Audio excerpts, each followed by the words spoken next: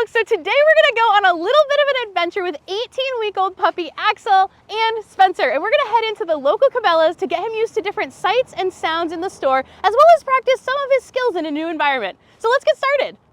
It's amazing what you can accomplish both socialization and training-wise in just 10 to 20 minutes in a novel environment. So today, I'll walk you through how I might structure a service dog prospect socialization experience, what types of things we want to expose a young service dog prospect to, and what we as trainers are looking to accomplish in this sort of session. We start by letting Axel relieve himself. It's important before going in any store to let your service dog, or dog in general, have a chance to relieve, especially if they're young. We don't want any accidents in the store. Beginning to teach them to potty on cue can be incredibly helpful to know that they're empty before going in. I'm hoping to have a potty training for service dog prospects course out later this year or early next year, so stay tuned for that. Note how Spencer stays in one spot and has Axel circle around her. This will be important in his role as a guide dog later in life so that his blind handler can easily locate his waist to pick up. It also hastens the relief process. Nice job, little dude. Next, we're going to hang out outside the store for a few minutes and allow Axel to watch the people walking in and out. Don't be in a rush to get in. Give the dog a chance to acclimate. For some dogs, watching people enter and exit might be the entire socialization experience for that day. For dogs that are ready for it, you can people watch, and once your dog is comfortable, practice a few known skills like hand touches or simple find it games. Here, Spencer allows Axel to look around at the new environment and then marks and reinforces for offered attention. If you want to learn more about increasing your dog's desire to check in with you without asking, I'll put that video up in the right-hand corner of the screen and down in the description below for you to watch later. As Axel gets more comfortable, we head over to sit by the entrance doors. Being near the entrance also allows them to watch heavy doors slam or sliding doors open and close a few times without getting startled by this new experience. Once we go inside, I have very little expectations for my young pup, which is a big reason why I choose pet-friendly stores for puppies.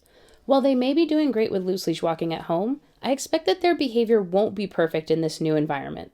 We're here for the socialization experience and not for obedience practice. This type of more formal public access trip can come later on in training. While we may practice a few skills in the store, that is not the focus of this trip. We want to also keep the trip short and successful.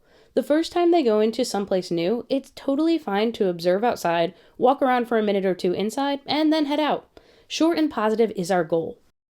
Here, Spencer does exactly what she was doing outside, which is rewarding him for checking in with her while he lays down politely and observes his surroundings.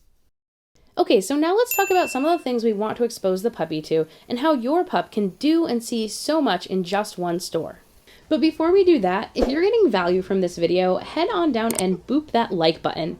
Doing so positively reinforces me for making these videos and lets me know that you want to see more. Cool if Jake and I would be so grateful. Okay, back to our field trip. Our goal with any exposure is to make it a positive experience. We can pair exposure to new items with food or play. It's helpful to have played shaping games, my favorite being the touch the butt game. It's my silly name taken from the Finding Nemo movie, for shaping a dog on a new object every day and teaching them it's fun to go explore new items. Having this background can help the dog view novelty as potential ways to earn reinforcement, creating an optimistic pup. Here's a quick example of that game with a young golden puppy who's being marked and reinforced for interacting with a new object.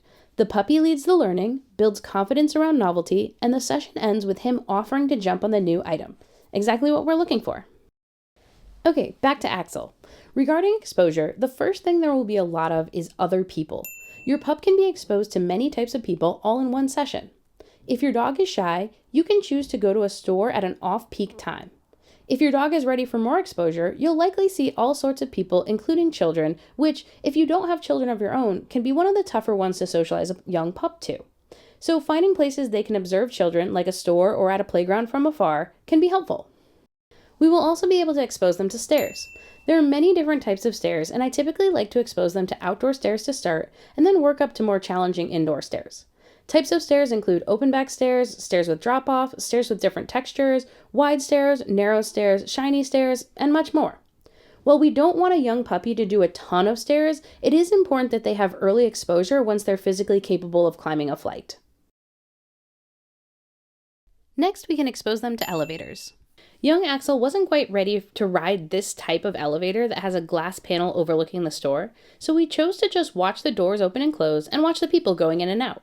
We also got a chance to watch escalators, which can be concerning for some dogs. Sportsman stores can be a great place to expose your dog to a variety of different animals, up close, which can be truly scary for some dogs. Here we were able to expose Axel to wildlife he might see locally, like bears and deer, as well as ones he might see at a zoo, like rhinoceros and bongo. Here, Axel gets the opportunity to not only observe the wildlife, but also practice settling and watching the store from the upper level, a different vantage point. This Cabela's also has a small aquarium, which not only offers exposure to fish, but also to a tighter, darker environment. And speaking of a tighter environment, a store is a great place to practice walking between racks and aisles, introducing a young dog to fitting into tighter spaces with their human. Cabela's also has crates, so we practice having Axel go in and out of novel crates. Good job. Want to go back in there? Good boy. There's one more in there. Good job. Super. Yes. Good. Yes. Finally, dog-friendly stores can be a great place to observe other dogs who are also shopping. We only saw one on this trip, but it's great for your dog to learn that they might see other dogs in unexpected locations and to teach them to look at you when they see them. If your dog doesn't currently see other dogs as a reason to engage with you, check out my video on the Engage, Disengage game that I'll link up above so that you can help your pup learn neutrality around other dogs. Throughout this socialization experience, we asked for a few basic obedience behaviors like hand touches, a few steps of loose leash walking, and sits and downs. These are things Axel was already well versed in. We supported his success in this more challenging environment by practicing away from people distractions and with higher rates of reinforcement. Make sure you're only practicing known behaviors in this new environment with your young puppy. Once we've packed all of this into one trip, it's time to exit the store. Axel was interested in jumping up onto this vehicle, so we let him check it out. Then it was time to have a nice walk on a long line. Giving your dog a chance to sniff around and do dog stuff is an important way for your dog to decompress after working hard in the store. Another great way to do this is to give them a nice chew in their crate. It's really important that we support the whole dog and not just the work. You can even do a decompression walk or go on a hike before you go into the store to help get the sillies out. So overall, we had a short, successful trip with lots of exposure opportunities. Remember that you can always increase or decrease the difficulty level for your puppy by increasing or decreasing their proximity to different novel stimuli. Even just sitting in your car and watching people pass by while your puppy eats a topple can be a great first socialization experience. And if you like this video and want to see more videos, including Axel learning how to sit politely for greeting a friendly stranger and for petting, you can join my Doggy U Patreon community. Starting at just $3 a month, you get access to more than 150 additional videos, training protocols, and monthly live Q&As, as well as discounts on new courses that come out. So if you're interested, you can check it out at patreon.com/doggyu. And if you want to see more puppy raising and socialization, check out this video on exactly what I did my first week home with a young German Shepherd puppy that I was raising for guide work. It'll show you a bit of socialization, obedience, home behavior, and more. So you should watch it now. You all have a great day and happy training. Look at you. Can you boop this? Can you boop it? Yeah, good poop.